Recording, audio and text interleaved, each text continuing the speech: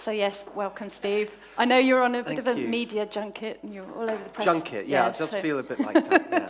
So we're very pleased and very honoured to have you here. I know you agreed to it a while ago, and it's fantastic to have you here. So, we've been talking a lot... We're not allowed to talk about the EU. I think that should probably be the... Are we not allowed to? No, you can. I'm just joking. I think people are probably sick of it anyway. Well, I was just hoping to be not the only Brexiteer in the room, and now I'm not.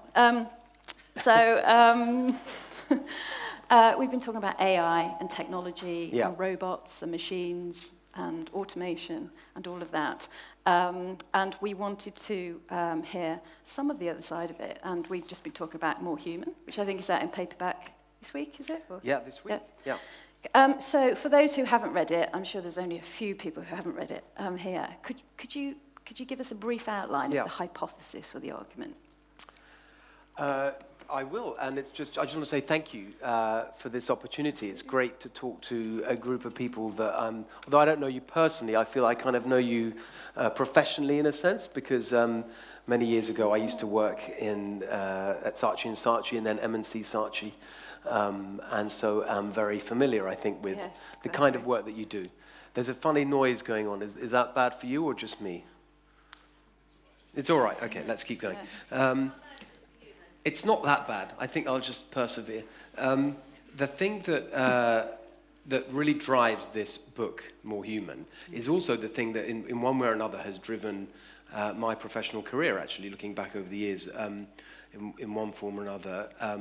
A very strong belief that things work best at the human level. That is the simplest way I can put it. Things work best when we can relate to each other as people and have a sense of control over the things that matter to us in our lives. And when I use that word, that very vague word, things, I'm talking about everything. I'm talking about government, about business, about public services, about the food we eat and all the rest of it. And the central argument in my book, More Human, is that I think one of the things that's really underlying a lot of the anger and frustration and sense of powerlessness that people are feeling right across the world, and which is being expressed in various ways through political protest and the political system directly, whether that's support for Bernie Sanders and Donald Trump in the US, or whether that's election results recently in Europe. The thing that's driving a lot of that anger and frustration is the fact that the systems and structures that we've built to run the modern world have just become too big and bureaucratic and distant from the human scale. And you see that in government with the decades-long increase in this centralization, this bureaucratic centralization of our approach to trying to solve social problems. And you see it in the economy with the way that in many sectors now, you see a smaller and smaller number of big corporations taking too much power in their market, keeping competitors out, exploiting and abusing that power to the detriment of the people that work for those companies, or the customers, or the suppliers, or the wider community. And so the thing that underlies all this is actually this notion of a concentration of power. There's too much power in too few hands. That's true in the economy, it's true in government, in society generally. And so therefore what I think we need to do when we think about how to address these problems that have been with us for so long and to deal with this sense of frustration people have is to make the world more human, to look at these big centralizing bureaucratic institutions and ask, well, how can we break them up? How can we shake them up? How can we actually create a world where people genuinely have a sense of connection with and control over the things that matter in their lives? Now, do you think technology has got a very positive role to play in that? Because years ago we were talking about the Arab Spring and how power's being democratized, there's devolution, and technology was going to help us reconnect at a sort of ground level with politics in particular, but also through business. Has it helped or hindered? I think truly the answer is neither. I don't think we should overstate its importance. I think it's, if you like, neutral. It depends what we choose to do with it and how to apply it and how to integrate it into our lives. And I think that there's two things that people can wrongly assume about my book and about my argument. When they see the words "more human" and they pick it up and look at what it says on the back, there are two things that people might think, which is, first of all, this is anti-technology. He doesn't like technology, and he's kind of trying to have less of it in our lives. Secondly, the sort of small is beautiful argument.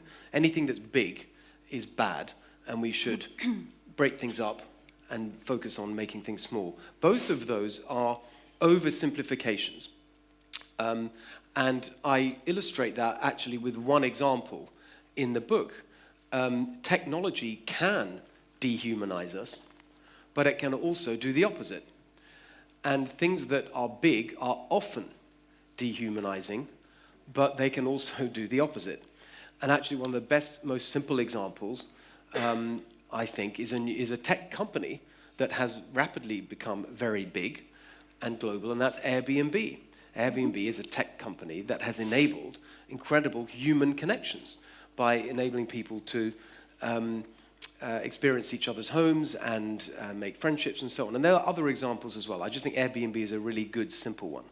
And so for me, the argument is not about whether we should be for or against technology or automatically think that things that are big are bad, but that we should evaluate everything on the basis of the question, does this help or hinder human connections and a sense of human control over things?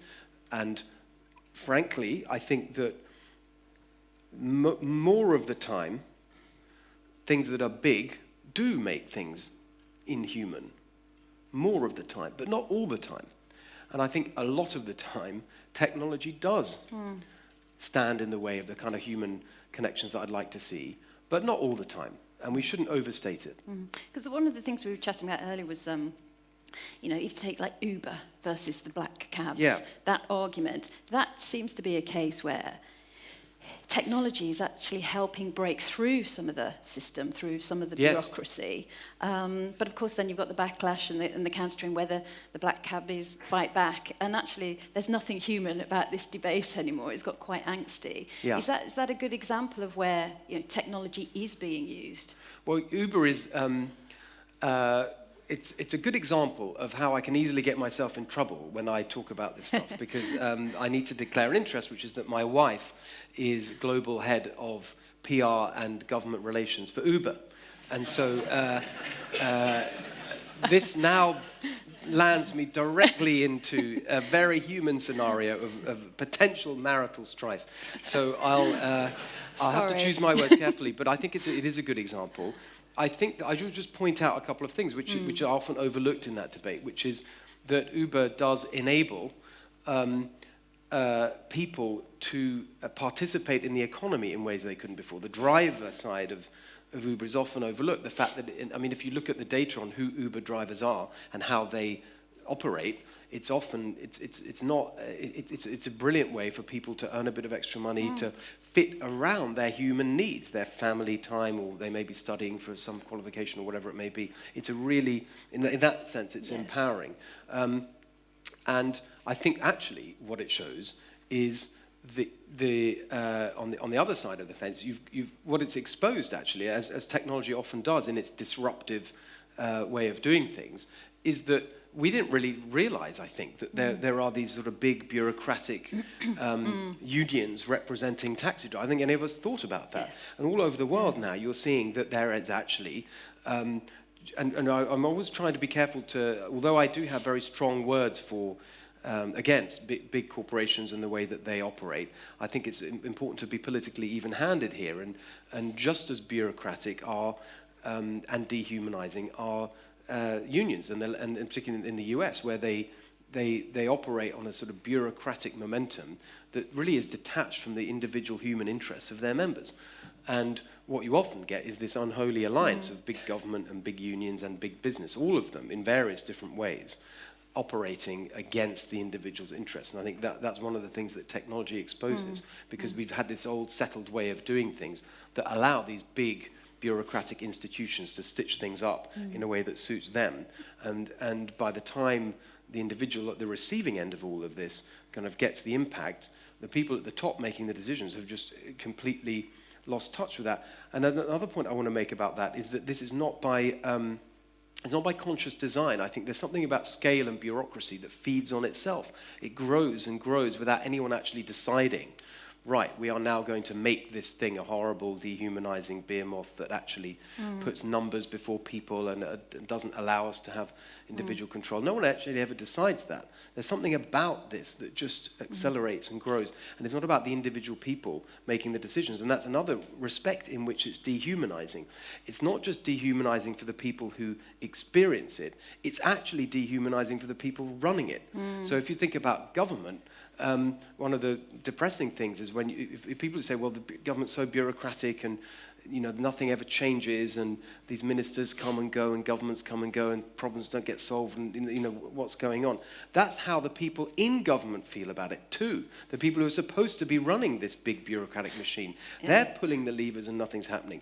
That's why I think in the end, solving these problems requires a structural solution to deal with the structures and the systems and the institutions. It's not about changing the people or changing the policies. It's these massive structures that need to be addressed and taken on, and I think generally speaking, broken up. So that was going to be my question. How do you do that? Because Russell was talking earlier about government and how it thinks it either can be efficient or humane. Can it be both?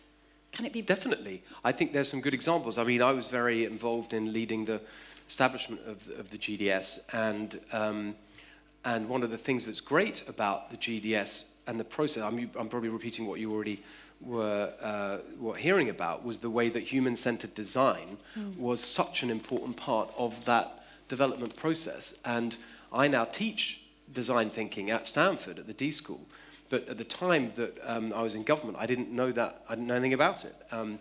And in fact, as I say in the book, if I'd had that experience of, well, first of all, I had to learn design thinking and human-centered design in order to then teach it. And if I'd have had that experience before going into government, and I'm not exaggerating when I say this, I mean, obviously it's not a precise number, but I think I would have been like 100 times more effective as a policymaker if I'd have understood those principles of human-centered design. I think the GDS is a good example of where you can be big and humane and efficient. I think that all goes together.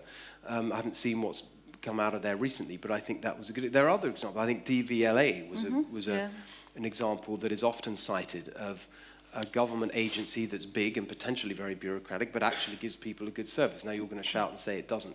Anyway, I'm not responsible anymore, so I don't have to. I don't have to justify everything, but they certainly can go together.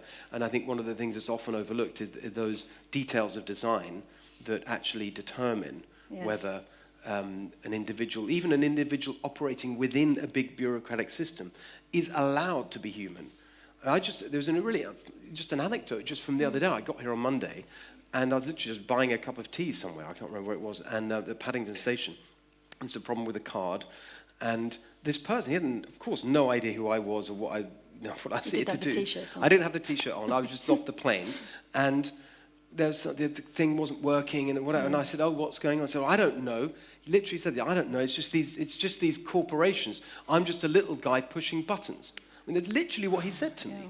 And I think that experience is really common for people, either as customers or people working in these organizations. That's just how they feel. And it's really bad. And I think we need a bit of a revolution to do something about it.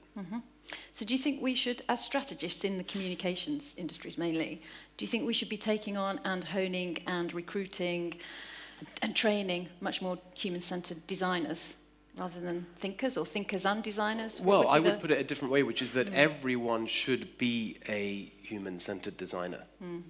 And one of the really important and profound things that I learned at the D School at Stanford, which is really the intellectual home of design thinking. I don't know how many of you are familiar with it, but the story is told in my book. But the origin of the D School, there's a guy called David Kelly, who's one of the founders of IDEO. You probably all know this, and he wanted a place to, if you like, capture the essence of the human-centered design that IDEO was doing in the early 80s and all that stuff. And that's what the D School is. And so the courses there are all about applying that in practice. So over a 10-week period, the students taking a class have to actually design and prototype and do the user testing and all that kind of stuff that you'd be familiar with. But there's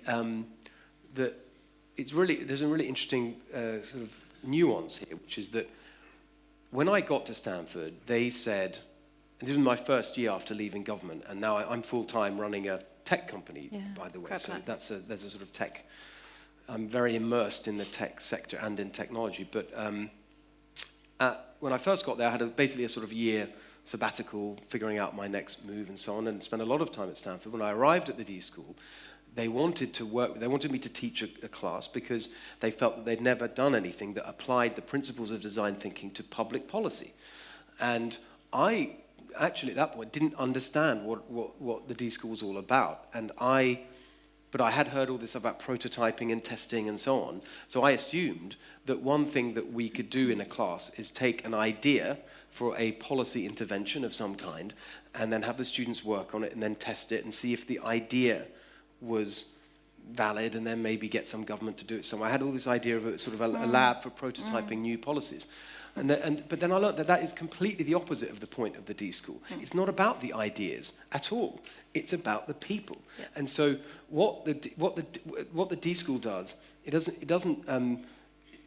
there to it's not about the designs, it's about the designers. It's about training people to go out into the world, whatever they choose to do. It's completely irrelevant what they learn in the actual practical thing that they did in the class. It's about the mindset and practices of design thinking, which anyone can learn, and I think everyone should learn.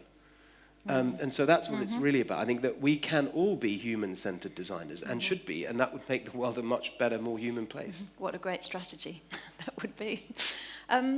I want to talk a little bit about people, but people in the future, if that's right. Because one of the things that strikes me when you talk, or read your articles or read the book, is about the fact that you're thinking much more long-term, I think, than most people. And a lot of the obstacles we come up with these days is everything's so short-term. If you're doing a strategy, it's short-term. It's the next quarter. It's not the next year, even. I'm a big fan of the long now and Stuart Brand and that sort of the idea of cathedral thinking, that you should be thinking forward to future generations. Yeah. And in your book, when the chapter on childhood, for example, is really fascinating. So I wonder if you could just bring people up to speed with a bit of that and perhaps talk to us a bit about what we could be doing to help future generations be or think or enjoy being more human. Right, well... because they've been brought up in a technological atmosphere perhaps okay. our generations I just want to say a quick anecdote on the long-term thinking. My favourite example of that, I went to, is it the long now? The Brian Eno thing? Clock of the Long Now. So in San Francisco, and the guy there told me this story about I went to Oxford, I went to New College, Oxford, and I didn't even know this all the time I was there. Apparently the designer, or the architect, whatever, of the dining hall and chapel with these magnificent oak beams, literally... at the time of building it in 15, whatever it was, had planted new oak trees so that when the time came to replace the beams, the same kinds of trees would have grown to their maturity, so they'd be ready. So that was thinking hundreds of years ahead. I love that story. The childhood chapter is very much... Well, the argument in my childhood chapter is that we are getting childhood, and this is a bit of a sweeping statement, but we are getting childhood completely wrong in two different ways. In one sense, we are, and that we are destroying childhood, and it's incredibly dangerous. We are getting it wrong in one way because we are overprotecting children from very human, natural risks that are part of their natural, normal development and are really important for the evolution of their character and their ability to have a flourishing life. And so it's easy to sort of dismiss all this as a sort of, rants against health and safety and so on. But it's really important. Just over-scheduling, over-protecting, cosseting children, worrying about bacteria and falling over and overdoing the playground safety and all this kind of stuff that is actually turning childhood into less of an adventure, means that children grow up with a sort of stunted perspective. But we're also under-protecting children, and here I do take aim at technology. We are under-protecting them from the incredible risks and dangers that technology represents. And I know you've already been talking about this, but I think that it is terrifying what is happening to children's relationship formation habits and their sexual habits and a whole other range of areas through the impact of technology on their lives, their relationships in their family, with their parents. At the extreme end, you've got really frightening and dark changes in children's sexual behavior, in the expectations of boys of what girls should do when it comes to sex, that are basically due to the fact that there is now completely unlimited access to really aggressive and horrible internet porn on every child's smartphone. And we can go through the arguments and say, well, what about, safety? There's a whole discussion around this. I know that there is. I don't think I think all those things are a cop-out. And where the conclusion that I come to is that we should ban smartphones for children, because there is no other way of protecting them from these really big risks. I know that sounds extreme to people, sort of unheard of in our modern world. I think that's the only sensible conclusion we can come to. And I'm happy to sort of expand on that, but I want to sort of take the whole time talking about that. We'll come but I back think to it that what's going on here is something we should be really, really alert to, because it's changing very quickly, and it's really dangerous. Because I think the ethics of some of this technology hasn't quite caught up, has it? So it feels like the technology is moving and people aren't necessarily having a debate. You're starting it. Well, there's a whole ethics in technology. Look, funnily enough, I just did a very quick pop-up class at the D School, and we had the thing on ethics in biotech. And that question of whether, I guess the broader question is, just because you can invent something, just because it's possible to do something, should you do it? And where does the responsibility lie for, if you like, regulating that? Is it on the scientists and the researcher? We got all the science people at Stanford involved in this inquiry, and it was really interesting. Or was it government, or it was just a really and in the end, the conclusion I came to was that it's very important. One of the most important things we can do is to openly discuss it and talk about it. That's what I think about AI as well. By the way, I think that it's very hard to predict where it might go, but I think the only sensible thing to do is to be really, really alert to what's changing quickly and talk about it. But sorry, I digress. What was the? You want to talk about children? You were saying about taking their phones off them, and then we were talking about the ethics. The ethics, yeah. But you don't have a mobile, do you? I don't have a phone. No, I haven't had a phone for 4 years. How does that work? So again, not to dwell on it, take up too much of the time. If you want to. You're all going to start Googling now on your phones. But I have written about that for The Guardian. So if you Google Guardian, Steve Hilton mobile phone, I explain it there. It started off as an accident, but actually I haven't had a phone for 4 years. Yeah. So I still managed to get in touch with you, right? So just it still about, works. Yeah, it still basically works, even on a week like this where I'm sort of non-stop. Well, that's my side of the story anyway. But it definitely, again, I don't want to come over as some kind of a scolding advocate yelling at people to sort of stop. I have found not having a phone to be transformationally positive. I run a tech company. I'm in the middle of Silicon Valley. It's fine. Everything works. And I think that now that's a choice. It's my choice. Adults can make their own choices. But I think that the reaction I get all the time, which is, how do you live? Is interesting, because it shows how embedded this device seems to be in our lives. People literally can't imagine how I can live. That's the question they ask. I just asked it. And I, my answer is try it.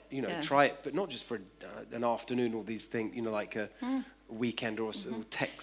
What do they call tech Sabbath and all these things that people talk about? For a proper length of time. Try and commit to it. At least 7 days. A proper chunk of time, and see what that feels like. Anyway. Okay. So I'm going to open it up into questions in a minute, because I know everybody's got lots of questions for you. But first of all, just on that, sort of as you device your smartphone being an extension to you, really, this whole journey that some people think we're on towards the singularity, that the transhumanists think we're on, towards a sort of augmented human, or where man or woman and machine become one. What are your thoughts on that? What's your view? Well, I've heard all this, and I've met some of the people, and that there are the evangelists for it. Who's that guy at MIT? He's in the book. I'm afraid I can't remember his name. I met him a few years ago now, who lost both his legs in a climbing accident, and then ended up designing a sort of robotic solution to the bionic leg. And he's amazing, and so he does these TED Talks and presentations, walking around and then pulls up his legs. He has no, 2 robotic legs, you would never know. And his really bionic legs, and he is absolutely an evangelist for this, for enhanced humanity. Yes. We shouldn't worry about this stuff. It shouldn't make any difference. Everyone should be able to choose how to enhance themselves. I mean, to me, that is really scary. Actually, that's my personal view. I just think that we lose sight of some sort of basic, old-fashioned, traditional things at our peril. I mean, the comparison that's coming to my mind is actually with ecosystems. Well, that sounds maybe a bit of a leap, but I think one thing that the modern environmental movement, which has become completely obsessed with climate change, has forgotten about is the incredible complexity of life on Earth and these ecosystems that are being destroyed all the time. We don't understand how they work. There's more species still to be discovered. There's so much complexity in nature, and we are destroying it all the time. It's irreplaceable. We'll never get it back. It's impossible.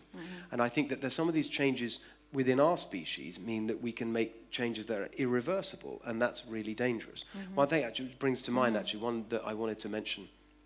When I was talking about childhood, I really want to get this point out because I think it's so important, is that one practical thing that parents can do with their children, which I would like to see really become much more of a kind of normal habit. At the moment it's just not, and actually tends to be a preserve of the rich, is spending time in nature. There's something really amazing for children to spend time in nature. Proper time, and it connects these arguments that I was making about overprotection and underprotection.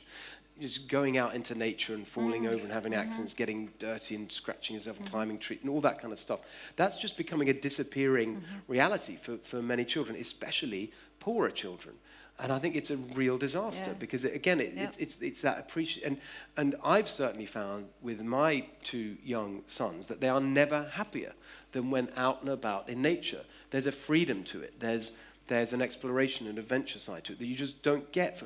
And we're sort of comfortable, middle class, rich, people, and so this is normal for us. But for most, not most, but well, maybe most actually, families, particularly in America where I now live, an activity is going shopping or going to a visitor attraction or theme park. And these things that are designed to entertain children, actually all they result in is arguing and screaming and misery. If you go around these places, the children are miserable most of the time, and the parents are just constantly saying, no, you can't have this, you can't have that. Whereas actually just going out into nature is something that I think really powerfully activates our humanity. Now, of course, the other side of that is that we're losing the places, because real nature is harder and harder to get to in terms of people's proximity to it. So I think our understanding of the role of nature, that's why I kind of, funnily enough, conclude the book with a chapter on nature and say, in this particular respect, we're making the world too human. We need to be less human. We need to have more respect for nature and be more conscious of its incredible complexity. And I think that applies not just to other species, but to ours as well. Brilliant.